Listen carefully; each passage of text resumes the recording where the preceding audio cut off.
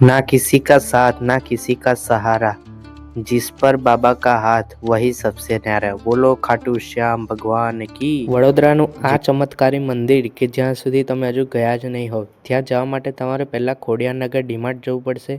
ત્યારબાદ જમણી સાઈડ તમને જીઓનો પેટ્રોલ પંપ જોવા મળશે।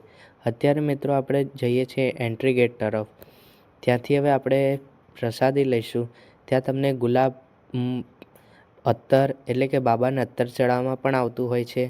અને પછી ત્યારબાદ તમને અહીંયા પ્રસાદી બધું જ અહીંયા ખાટુ શ્યામ ભગવાનને પ્રસાદી ચડાવવા માટે મળી જતું હોય છે। અને આપણે હવે તમને હું મંદિરમાં દર્શન કરાવું। કહેવાય છે કે ખાટુ શ્યામ ભગવાન અહીંયા તમારી બધી જ મનોકામના પૂર્ણ કરતા હોય છે। હવે અહીંયાનો ટાઈમિંગની વાત કરીએ તો સવારે 6 થી બપોરે 12 વાગ્યા સુધી અને સાંજે 4 થી 9 વાગ્યા સુધી। આગળ ચલો તમને પણ મળીએ।